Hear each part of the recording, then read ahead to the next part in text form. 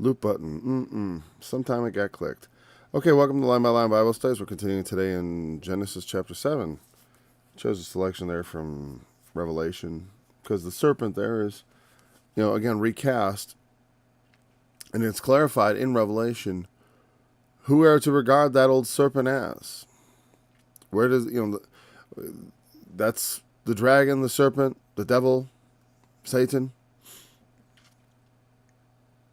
So, arguing about the form, whether or not the snake had legs seems a bit odd. Yeah, he has legs as far as I can tell. He has pipes too. And drums. Many drums. I don't know that those are part of his body, but I'm just saying. Yes, he has. He's much more than a normal snake. So, we had begun talking about the tree and the eating thereof, and now their eyes are opened. They've eaten from the tree of the knowledge of good and evil, and something's different about the world. The first thing they notice, and this gives us some sort of understanding, is they knew that they were naked, and therefore they sewed fig leaves together. They suddenly had conscience of their nudity. Was it nudity for nudity's sake, or is it what nudity represents? Because all things are naked and open before him with whom we have to do. All things are naked and open before God. And in some ways, this, whatever you want to read from it, in some ways, to me, seems like an irrational response. On some, like, it's a rational response, but the actual action is not. It seems irrational because they're trying to hide from God. That's what I mean. So, but of course, it's understandable, completely understandable, because they disobeyed God, and suddenly they felt exposed, naked. The nudity had meaning.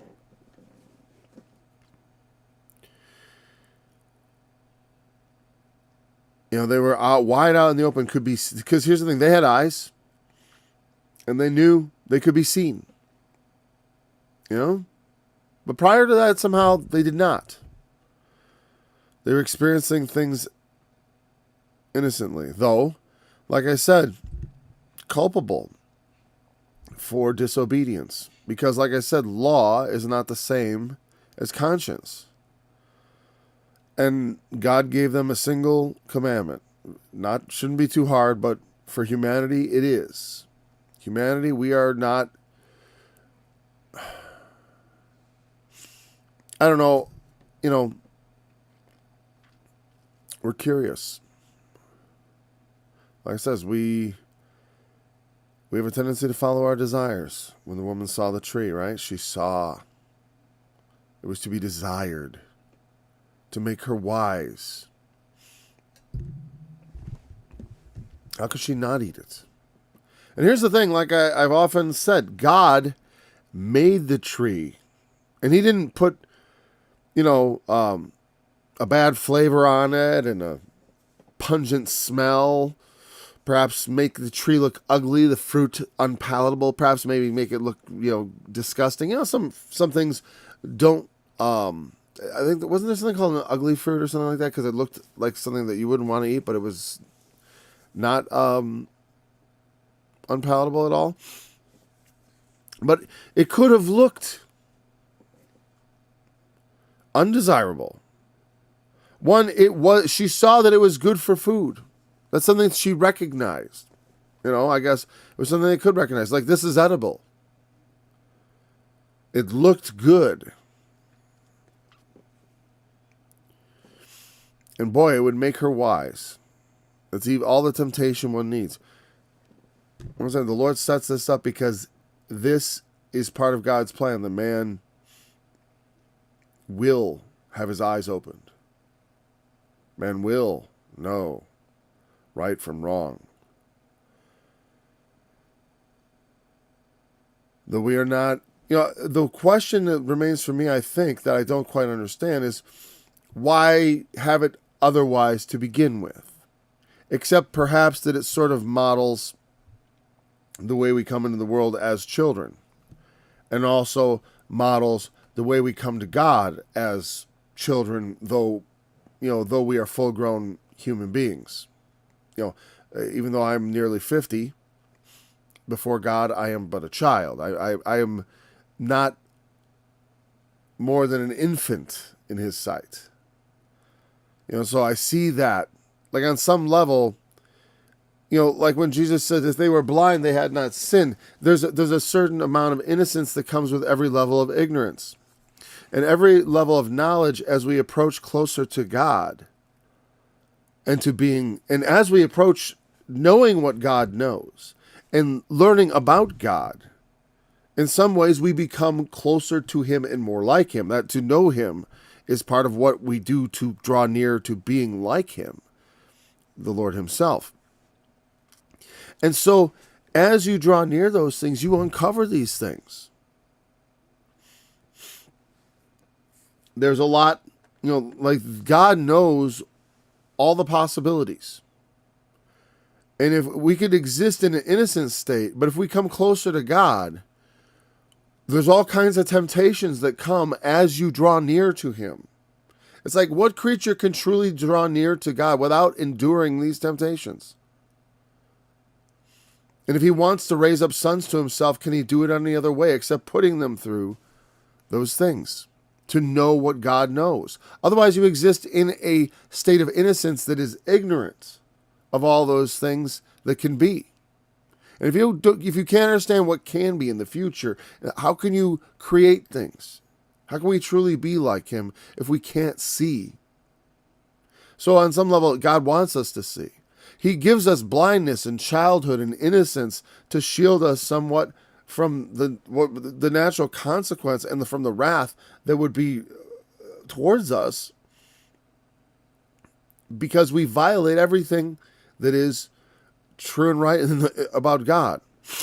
Maybe not constantly and but what I'm saying is, like, as a species, that's undeniable.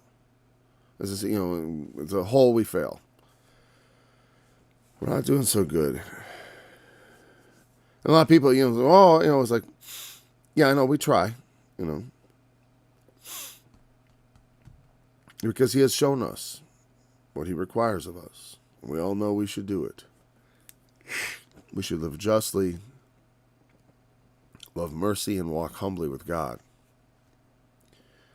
Knowing, we are not, as people ascend in knowledge and stuff, in power, they begin to, like Satan, become corrupted.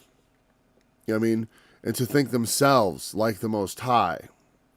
Start to regard themselves as if they were I and none other. And it's why they will never become sons of God. Not without some major changes. But that's why the prince of this world, they are not given the hidden wisdom. Because if they had known it, they were wise enough to avoid doing the things they do. What they do by nature. And God is not, there's nothing wrong in hiding that wisdom from them, because they will certainly not inherit his kingdom. So their eyes are opened. They knew that they were naked. They try to hide themselves from God. We don't even bother anymore. We know we don't feel we maybe as Christians we believe and know that God is watching. But as I've iterated on many times, I think if I truly felt that, believed it in the utmost as I ought to, then how could I possibly ever do anything that I knew was outside of what God, or that I even doubted was outside of what God would allow, And that bugs me, because I need greater, I feel I need greater faith or something, because I want to be able to rein in my body so that I don't cross any boundaries that the Lord would not approve of. Not to earn salvation again, as we always say, but because that is our reasonable service. I'm just doing what's reasonable based on what Christ has already done.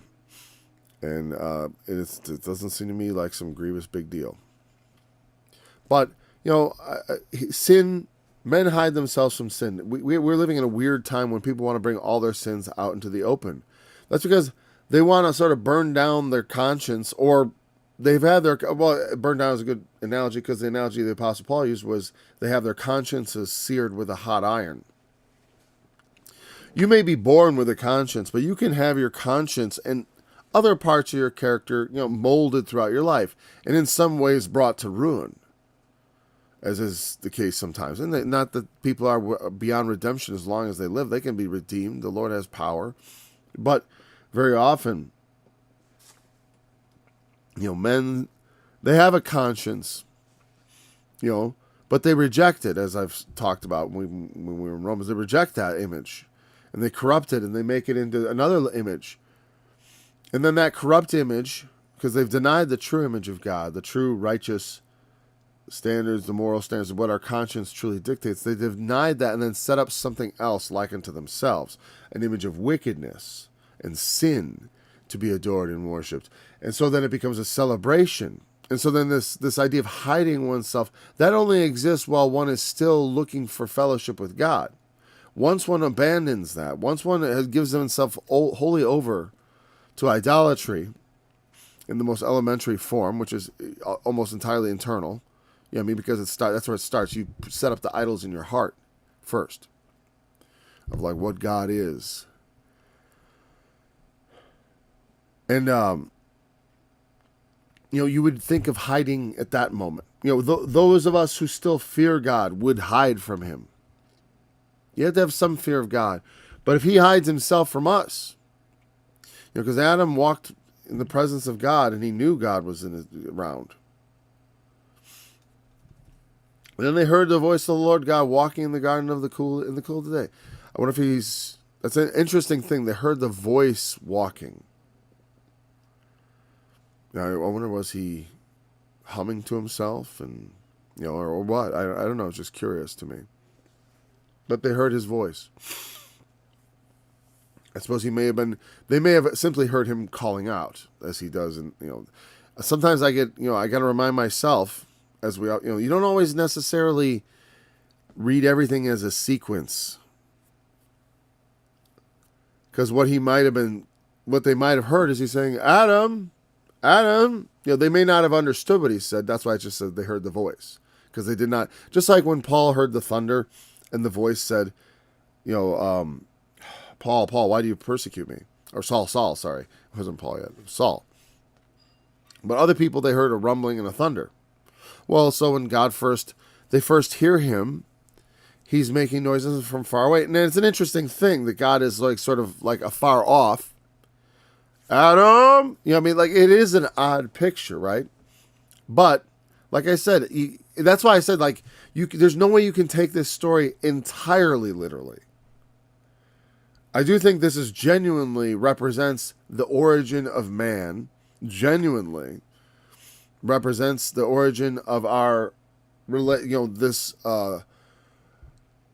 cycle of sin and death that we find ourselves in. So, that I do, of course. But, of course, God, of course, didn't need to go hunting for Adam. God is everywhere. God knows where Adam is any instant.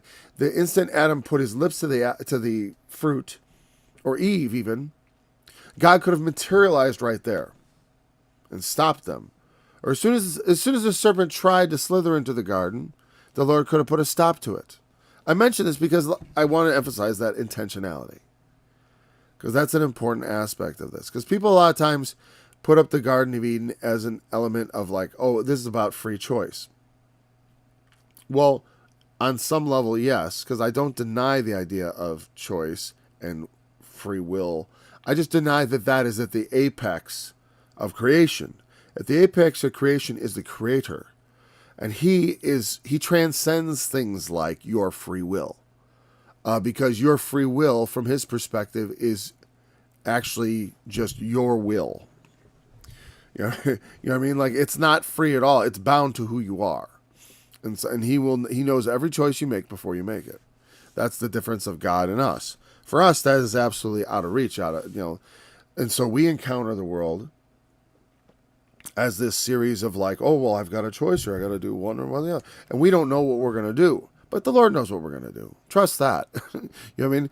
So, but that's not, and knowing what we're going to do is just how we still have free will. But the point is, it's like, it's not that our free will matters in the ultimate, because like it says, he hides the wisdom from the princes of this world. Otherwise, as it says in 1 Corinthians, right, chapter 3, they would not have crucified the Lord if they had known. They would not have, their will would have been different given the circumstances. So the idea that it's somehow free, we are bound often by circumstances. We don't have all the choices in the world either. A lot of times our will is bound to just one choice. I mean, so it's like, what governs the world is God's determinate counsel and foreknowledge. The man's willful choices have nothing to do with how things unfold. Because any way in which that would deviate from God's plan, he will actively interfere. Just like with the Apostle Paul. The Apostle Paul's will was clearly to be persecuting the Christians, and it's like God just interfered with it and gave him information that would allow him to change his will. But obviously that's not, on some level you could say, well, that's almost freeing, because by showing him the truth, he could do what he would really want to do, which is serve God.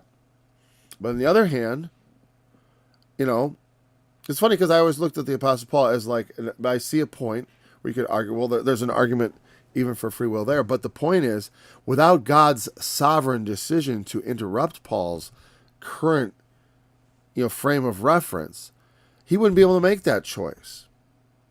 He wouldn't be able to make that. And same thing with this. The Garden of Eden is set up. It's not about seeing what Adam will choose. Are you kidding? He puts the tree and makes it look, he puts the most tempting tree, and then he puts the most tempting creature, the tempter. He allows him to be present with the tree that Adam is not supposed to eat. It's a recipe for assured, results. The results are almost, why would we expect anything else? Or why would the Lord expect anything else? And that's why when I see this, what I'll call a bit of a charade of God walking around as though he doesn't know where Adam is. And also, where are you? And that kind of stuff. And then questioning, again, is God ignorant, or does he say this altogether for our benefit? Again, all these things, therefore, are for our benefit. It's not, like I said, the story is about our relationship with God and where we stand. The idea that it's entirely supposed to, whatever. That is what it's about. Like I said, the literal aspect of it, perhaps. I got no problem. Do I think there was a literal Garden of Eden where Adam and Eve literally ate of the tree? I guess I do. I do still believe that. But I'm only saying that, like, the idea that this whole thing would be like a parable that was told to explain man's thing without actually detailing every aspect of how man was created.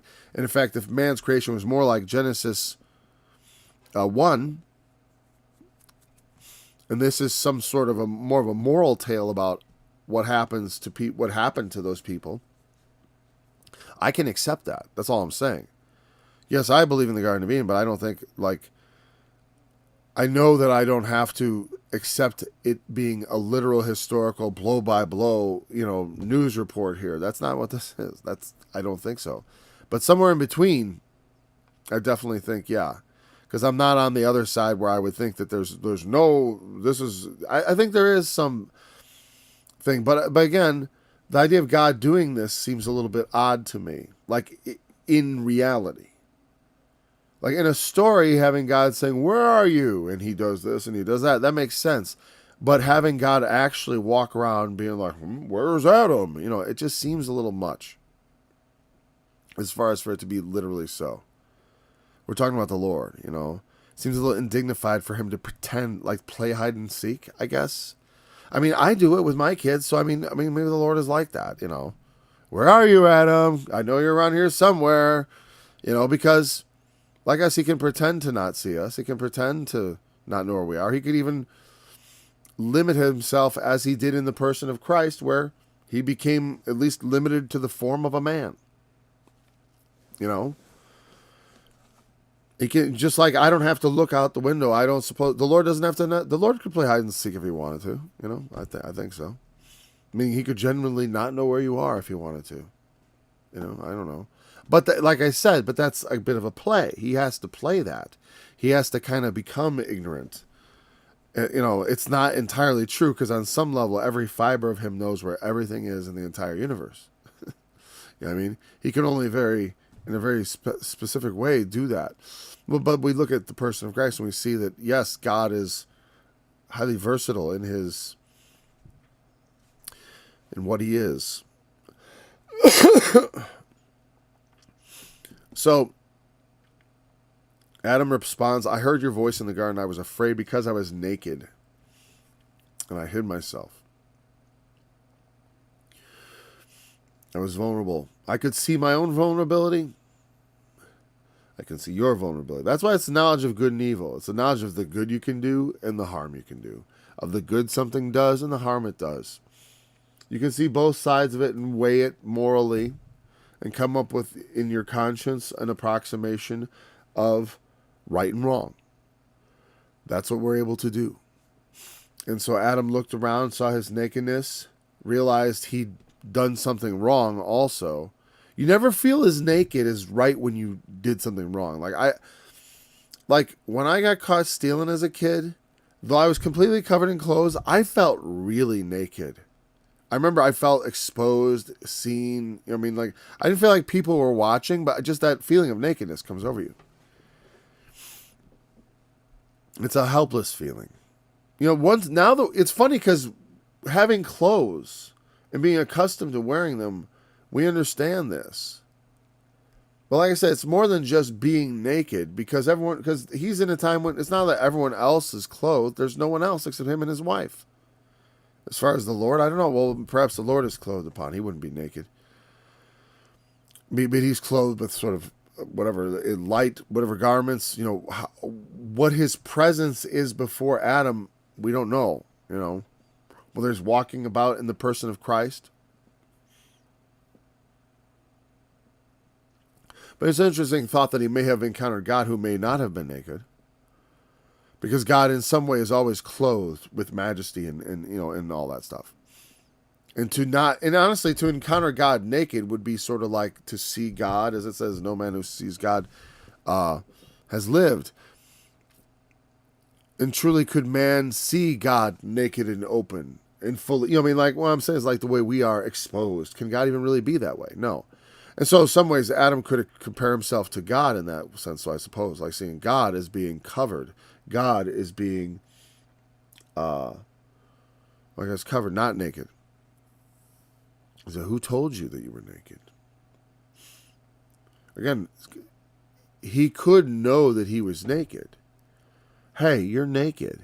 You should put some clothes on. Also, you know, like, remember when you were a kid and like, maybe not naked? I don't remember being naked and someone said put some clothes on. But I remember being a kid, someone telling me something that I didn't know. Like, hey, da-da-da, you should do this. I can't think of anything off the top of my head, right?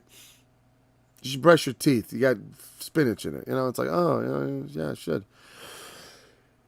Right? And so the first thought is, of course, the first thing he would say, of course, is an assumption of innocence, which is interesting. Who told you? Now, God knows no one told him. Again, that's why I say, in some ways, when he asks him that question, it's either, you know, like I said, it's either when he asks it, it's disingenuous in some level. I mean, you know, again, not disingenuous, that's a wrong word to use for the Lord, but I mean that it's being asked for Adam, for his sake, not for information. You know what I mean? God isn't looking to acquire information when he asks this question, obviously. So we have to look at his motivation. Who told you that you were naked? Meaning, someone must have told you, because I told you not to eat of that tree. And then the next thing, has you eaten of the tree? Because that's the other option. The first thing is you're innocent and someone told you, or you ate of that tree that I told you not to eat of. You know what's funny? I set up rules, and I talk about, I don't have a lot of them. One of them is no lying. You don't lie to me. And that one is set up so that I get to spank them, by the way, because I know they will lie to me, for the most part. Not always, not entirely. I can see it cross their little minds. They haven't all lied to me. As far as, because there haven't been a lot of times when I needed to extract information. We don't have a lot of controversies and stuff where it was like, I need the truth, because I'm not looking for the truth. And I don't mean casual childhood fantasies either. That doesn't count. Like, I'm a dragon does not mean you're lying. Or I think I got the highest score. Not lying. It's just mistaken. I mean lying like, did you do that? Where were you there in that? When I need factual information, it's critical. I need the truth. But I know sometimes, but I also like to look to set them up. I remember one kid, I'm like, this kid, I had the feeling he was getting away with lying, but I didn't want to call him on it because I like to almost seem magical in my knowledge. So I set them up to get caught lying so that I can then, give them the belt. Because, and I think about that as like how I do that on purpose. You know what I mean? So how do you, it's like, well, I have extremely well-behaved kids. I like to train them up in the right way so they won't depart from it. I'm doing them a favor. I'm sending them into adult life as very well-adjusted and well-behaved people that will have many advantages in life, because people will, when you're a trustworthy person who tells the truth and who has certain qualities, you will find a lot of people in the world that want you around, and would like you to be part of whatever they're doing. So, anyways. I heard that voice in the garden. I was afraid because I was thinking to myself, okay, wait. Who told you? Have you eaten of the tree where I've commanded you? You should not eat. Of course he did. But God asked these questions rhetorically. And again, it's not for the actual information. It's like, well, what do you have to say for yourself? Because this is the part that makes sense. It's why you'd ask the questions. Except, obviously, like I said, the questions are a little confused. He should have just said, explain yourself. You've eaten of the tree of the knowledge of good and evil. What do you have to say for yourself? And that's kind of what he does say, except he puts it in the form of questions, which he already knows the answer to. But the man's excuse is this. Have you eaten of the tree? Ah, well, there you go. There's a question I can answer. Who told you that you were naked? Well, that's a long story. But have you eaten of that tree? Well, I got something to say about that. The woman whom thou gavest to be with me, she gave me of the tree, and I did eat. Well, Adam had an extra temptation because the woman was holding that fruit. Makes it a little more tempting. That's why they use them in advertising, right? If the woman's holding a cigarette, it's sexy. If a woman's holding the fruit, it's sexy. And the man is tempted. I think that's part of it. The woman is a temptation to the man. It's part of nature. And so he looks to her and blames her. But again, blame the tree. Blame the serpent. Blame you chose to eat yourself. Each one of us chooses ourselves. It doesn't matter that other people are sticking in our face. It's us who wants to please them. You can't blame anybody else. Man can't blame the woman. Yes, she sinned first, right? Hers was the first transgression.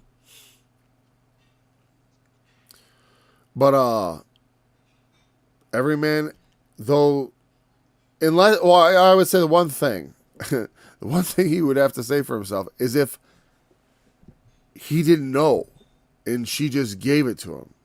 Meaning literally he didn't know what he was eating. I don't think so. I don't think so. Because she was tempted to eat, took it and ate it, and then gave it to him. Interesting order of events. But I guess, it's interesting. Because she sort of leads him astray. And he's supposed to be lord over her. Well, that's what actually comes about because of this, is what it says. But she is initially cast as his helper also. So, that was their original role, husband and wife. It doesn't, I don't think that what follows changes that. Like, it doesn't change the husband and wife role as far as I could tell. But there are parts of it maybe that we could look at and think about. We'll definitely say so. We'll go to that. So he blames the woman. But again, though she makes the initial transgression, as far as I'm concerned, for his own. I'm thinking what Paul said about it. When it says, she was in the transgression because she took first and ate. I don't know exactly if he meant it to let Adam off by saying that, because he always says by one man's sin. You know what I mean? It's by the sin of Adam that we all die. It's never said this by the sin of Eve, which is interesting. You know what I mean? It's interesting that Paul talks about it in terms of her transgression, but also that it's always credited to the man, which is a funny thing. I don't know. I do see it as a mutual thing. The husband and wife, they're together. I don't see any person coming out on top or better in this situation. The man has failed. The woman has failed. They've all failed.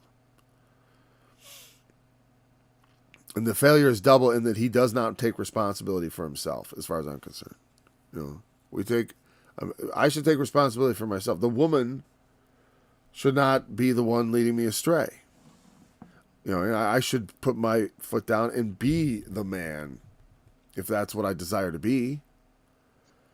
Because the thing is, that's all the woman desires the man to be, is to be the man. Otherwise, she wouldn't be with him. They're attracted to weakness. Not for a spouse, maybe for an infant. Is that the relationship you want with your wife? That of an infant? She's the one leading the way all the time. There's nothing wrong with it in some ways, depending on your gifts. Like I said, I'd let my wife do scheduling for me, that part. As far as like my social life and all that, I don't have one that I care to worry about. Certain aspects I totally delegate to my wife. Of course, that's the whole point of being married, so you can like split up responsibilities and have a house. All right. So the woman, then he says to the woman, "What is this that you have done?" The serpent beguiled me, and I did eat. There's really three transgressions: the serpent's, the woman's, and the man's. Now, the idea that we should, again,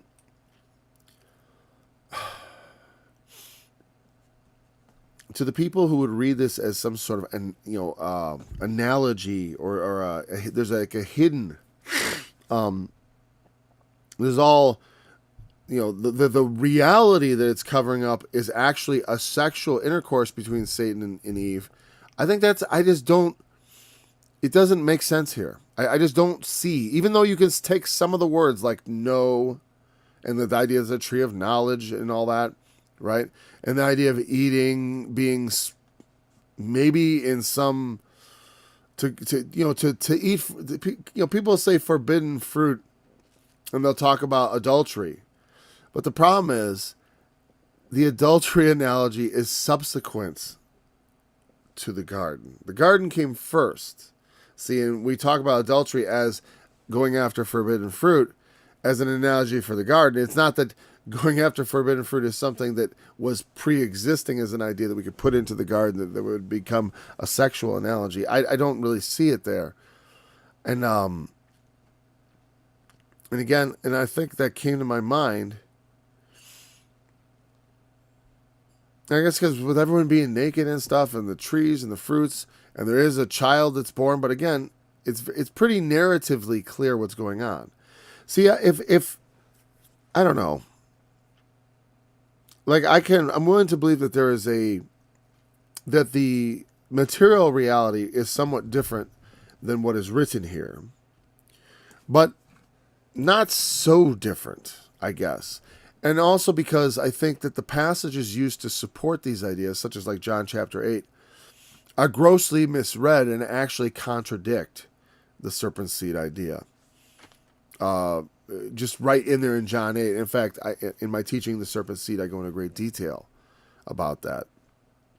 And I don't want to focus on the serpent seed. I want to focus. Well, we will talk about it, of course. We must, because this is where the serpent. And there is a serpent seed doctrine, of course, of the Bible. But I just don't think that seed is a literal seed. It is a spiritual seed, just as so many things are spiritual. But because if like one of the problems is if you're going to say like, oh, there are these special devil's children who are genetically related to Satan, and that explains that they're more dedicated to evil, let's say. It's like, but, writing it off that every evil person belongs to a particular evil family is a recipe for things like the Holocaust. And in fact, is kind of how that come about. And so I am not, I just wonder, then what's my excuse? Why do I sin? If I don't have Satan's blood in me, it's like, why am I such a, and here's the thing. In the New Testament, it talks about us, that we were the children of disobedience, that we were the children of the devil in one way or the other. Maybe not spelled out like that per se, but definitely we walked as others walked after the prince of this world. And we're by nature the children of disobedience. That is these children. Because really, in some ways, right here, see, they were God's children. God had made them. But by their disobedience, they sort of became Satan's children by obeying him. Like, imagine if someone else comes around and starts telling my children what to do and they start disobeying me. That's kind of what school is like. You send your children off to school and they start listening to someone else and start being different and not listening to you. And that's kind of how it works. But when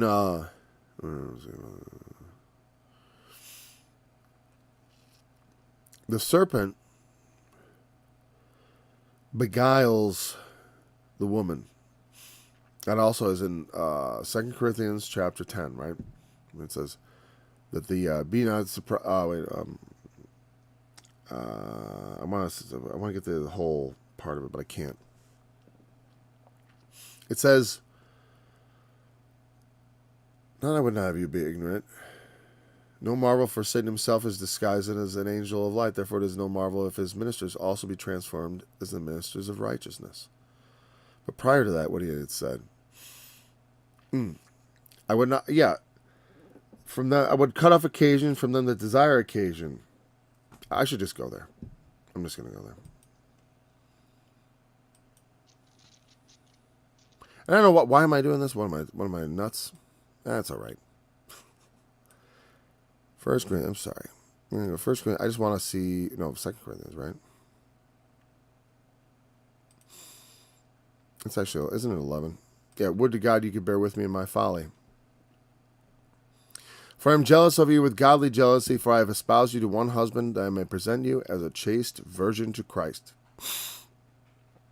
But I fear lest by any means, as the serpent beguiled Eve through his subtlety, so your minds should be corrupted from the simplicity that is in Christ. For someone, now people will take this word beguiled, just like in the Old Testament, and they'll say, "Oh, look, it means seduced." They'll go back to the Strong's Concordance definition. And I did a whole thing on this, but I'm going to do it rather briefly here.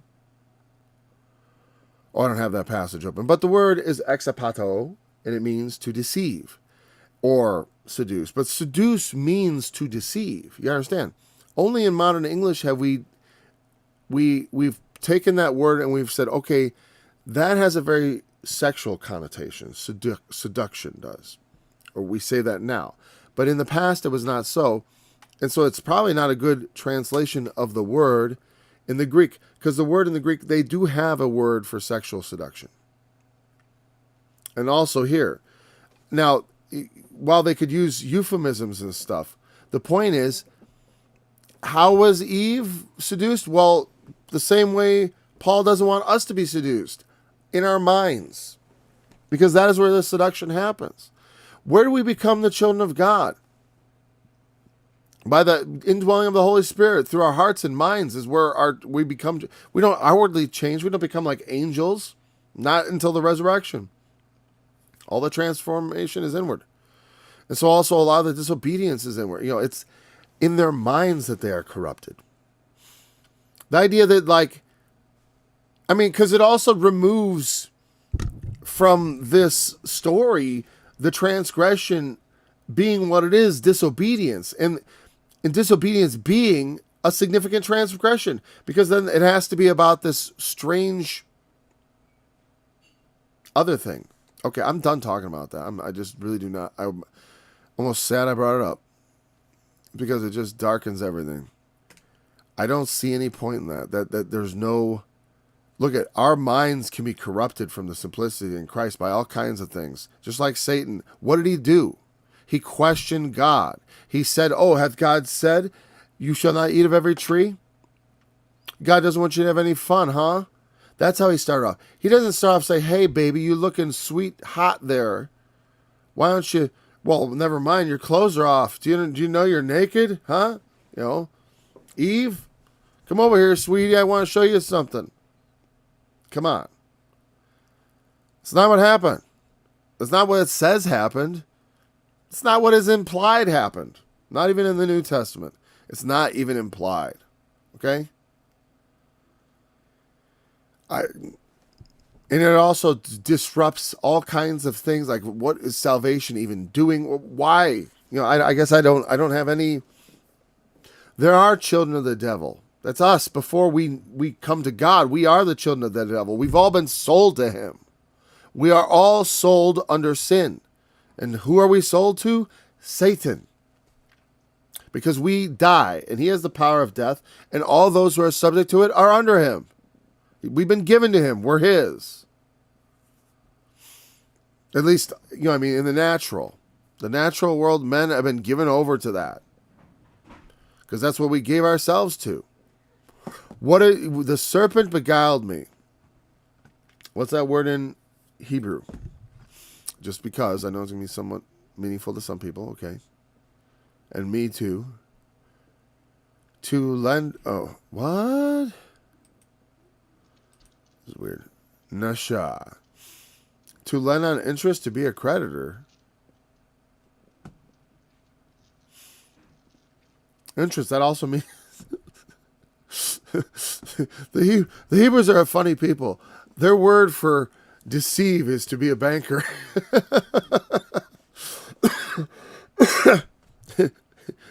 Satan was banking with them. Basically. That's how it feels. Like, he loaned her some money, which is synonymous with deception in the Old Testament. That is amazing. In fact, every time it's translated deceive, isn't it? Or what? Is it ever translated greatly to lend on credit? Never translated that way. Real interesting. Fascinating. Why does it just say that up there, to lend on credit? Okay, look, here it says to lead astray, mentally to delude, morally seduce. What is with the Helps Bible study? This must be a mistake. Come on. Okay, according to the new NAS exhaustive concordance, it means to lend on interest, to be a creditor. But I'll tell you what, that seems like really weird because it's never translated that way. It effectively doesn't mean that. So I don't know. So, ask a scholar. That's all I can say about that one. But it doesn't have anything to do with sex, huh? Right? Nope. It doesn't. He deceived her. He led her astray. And that's what that means. The word in the New Testament, very similar, means to deceive. It has no explicit sexual meaning, and none of these do. So you don't have that. What you'd have is you'd have to read that into it and say, that's what's really going on. There's a lot of euphemisms going on here and all that. And that's where you get there. But don't say the words support it. The words do not.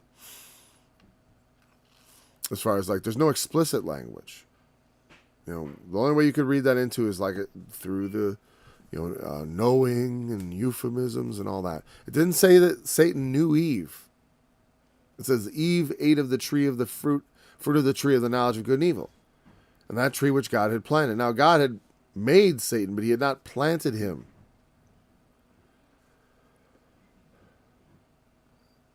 And while the tree of the knowledge of good and evil is not Satan himself in my mind,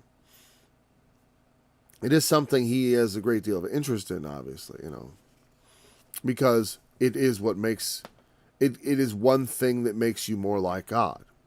It doesn't make you that's one of the lies about it, though. It does not make you like God. As far as it doesn't, the idea that it would accomplish that.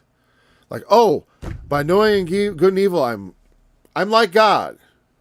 And what happens is, no. You become much worse. You become like Satan. Because knowing good and evil, we choose evil. And prove ourselves his children.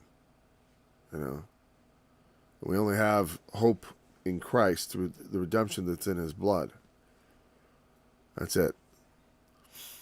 We chose evil, like Satan. All of us.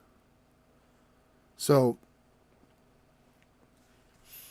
they were hiding. Okay. I don't know how I keep getting pulled up there. All right. Now what he says to the serpent. So the woman says that, yes, the serpent beguiled me and I did eat. He led me astray. That's what the serpent does. He enticed. We are led away and enticed. That's what sin is all about. We are enticed by our lust to do things that we know are wrong. They had no conscience of right or wrong, but they knew that one thing was right. As far as they were told. You can be, because even someone who's innocent in many ways, like I said, I was talking about this earlier and it's a good point. I still have a certain amount of innocence. There's a lot of things that God knows that I don't know. And that knowing them could create evil in me. For example, atomic energy. Mankind did not know about atomic energy for many, many millennia. Right? Then we finally find out about it. It's that knowledge creates such potential for evil. We could annihilate the human race, virtually, probably. The great evil that comes about with that knowledge. And as we expand into greater and greater areas of knowledge, greater and greater evil gets possible. And guess what? We're going to fail and do evil again. Because the world is not turned to Christ. The world is turned to itself. And so count on it. It's not going to go well. It's not going to go. The results thereof will be death.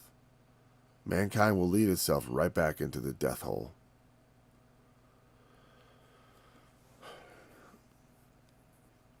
And the Lord God said unto the serpent, because thou hast done this, thou art cursed above all cattle. Did I even read the chapter today? I think I forgot to read it. Yeah, I did, didn't I? I just went right into it. Sorry. Oh, well, we read it every other day, right? I can read it now. Has thou eaten of... Oh, wait.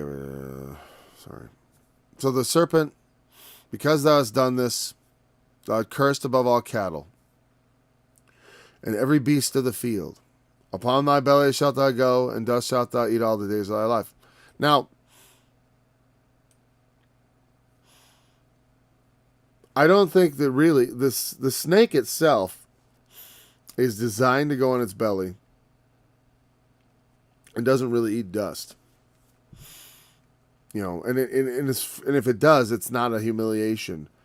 It's a ground dweller. But for someone who desires to exalt himself to heaven, who said in his heart, I will ascend into heaven.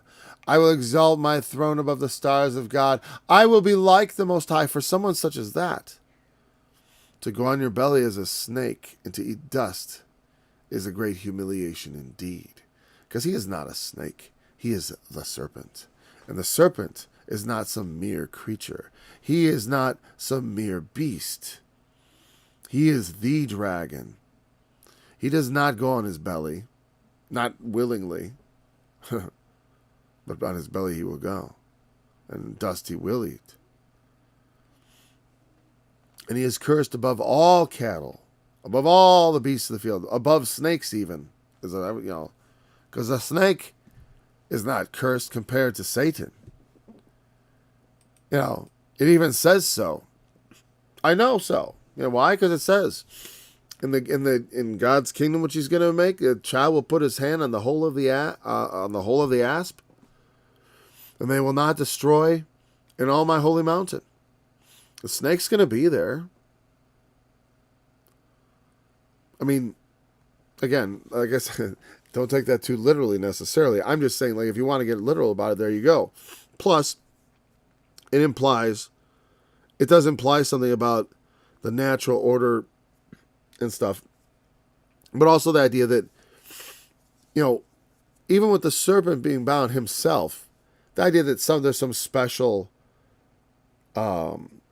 enmity of God against snakes themselves is just, I don't know, it's not even borne out. Snakes do all right. They do all right.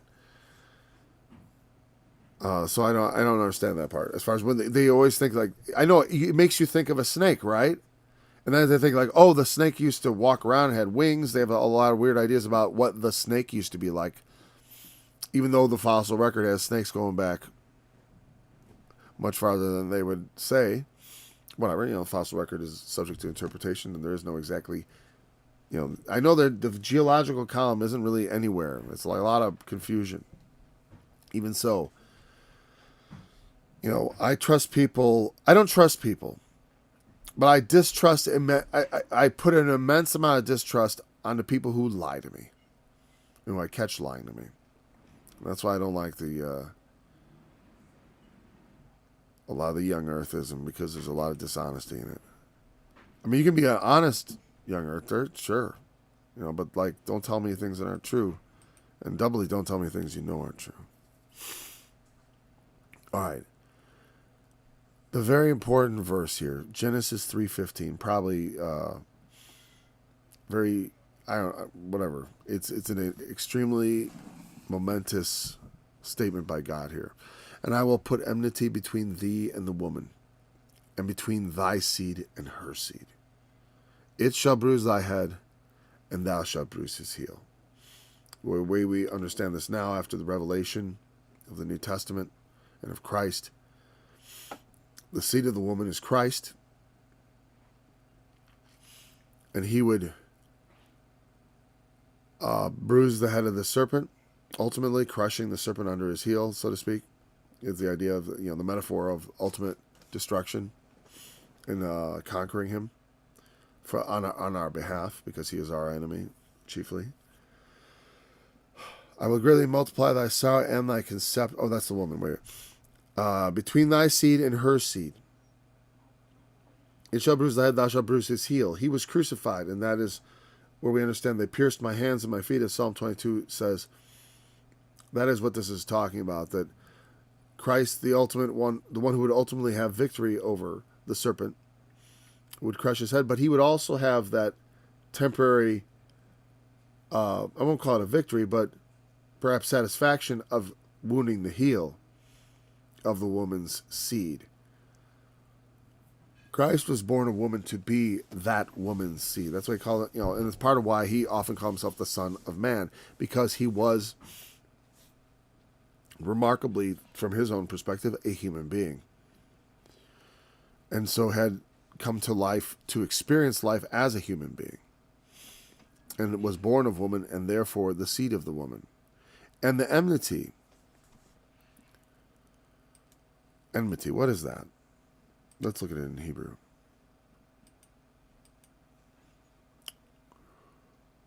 Enmity. Oh. Right there. That's not a word I'm familiar with. And the funny thing is, in the quick definition, they define the word as Enmity. That's what it means. Thanks. Oh, look at there we go. Definition: enmity. Oh, I think it has some relation in English to enemy, right? The quality of being enemies, but because it means hostility. That's what enmity means. There's like the hostility. It talks about the enmity between the Jews and the Gentiles. That hostility that arises. Quite obviously because, the Gentiles don't like being told they're unclean, and the Jews don't like the unclean Gentiles getting close to them. It's that very, that creates an automatic hostility, obviously, when people are like, you're not clean. So what do you mean I'm not clean? I washed my hands. No, you didn't wash them right. What do you mean I didn't wash them right? But anyways, the woman and the dragon and the serpent, that whole enmity, like that's Revelation 12. You read about it there. There's a woman clothed with the sun and the moon under her feet. Eve, and people often will say like, oh, the Revelation 12, the Catholics say that's Mary. Other people say that's the church. Well, that woman is a symbolic woman, and she symbolizes something, okay? She is that woman. And Eve also here is representing that woman, as I think Mary does also represent that woman. The ultimate woman, though, is the bride of Christ. And therefore, all those women are really pointing to that. Because the enmity between the woman and... It's interesting that it starts with the woman and the serpent. The serpent tempts the woman. And it's her children, her child, ultimately, that will defeat the serpent. Such a fascinating thing. He attacks the weaker one, supposedly, right? She's supposed to be weaker. That's Adam's shame, because he's supposed to be stronger. And the woman led him astray. As far as, she was the one who transgressed. He was just going along for the ride. I mean, I guess that's kind of what Paul is saying, maybe. Because like I said, there's nothing redemptive about what Adam's position here. He's failed. And so is Eve. But from her would come that seed who would destroy the power of Satan through the power of his resurrection, through the power of his obedience to God in the cross and then rising. So there's this enmity, and then in Revelation you see the woman. She's clothed with the sun, the moon on her feet, and she's about to give forth, or about to give birth and bring forth a man-child. And then she brings forth a man-child who is to rule over all nations. And her child was caught up unto God into his throne. That's obviously the imagery of Christ. He is the one who's supposed to rule all over the thing. And so the woman brings forth Christ. That's the seed of the woman. But then the child is caught up into God. And then the dragon persecutes the woman. He goes after her and makes war against her and the remnant of her seed.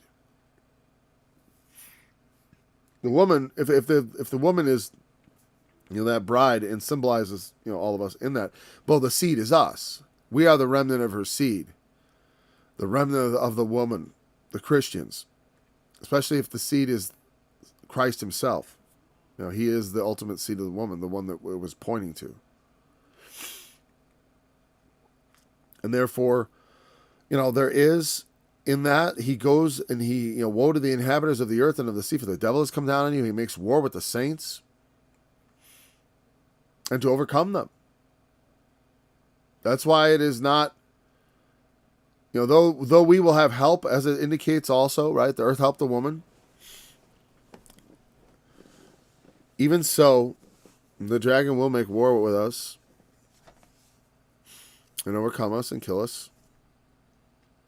And but we will rise again, and the Lord himself will be triumphant. It is not for us to be triumphant over the dragon. We will be triumphant with him, but not of ourselves. It's not for us to be triumphant of ourselves, because we could not get this victory of ourselves. But we will serve the Lord as he gives it to us, and the glory that shall be revealed will be great. after. But like I said, in the service, it is not necessarily pretty. The things the Lord asks of us is not necessarily going to be to our liking. It's not always that way. I mean, come on. He doesn't ask things that are too... He never asks us to do things that are beyond what we are able to bear. I'm thankful for that, because it's like... But I also see the way he prepares me for, what he does instead is he makes us bear a bit, about as much as we can bear, and then just a little more than we think we can bear, but we actually can bear. And then he dials it back for a while. And then he notches it up. He goes to that old notch where you thought you couldn't bear it, but now you realize, I guess I can bear it. And then he's like, well, a little more. Yep. Until you're ready for the temptation that will, and honestly, I want to be ready to endure temptation. It's not pleasurable, but we can't be like Adam and Eve and just give ourselves over to our passions. We've been called to something much better than that, much higher.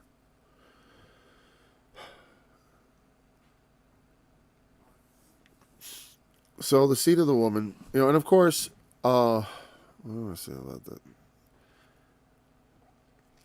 I guess there'll be more to say about that.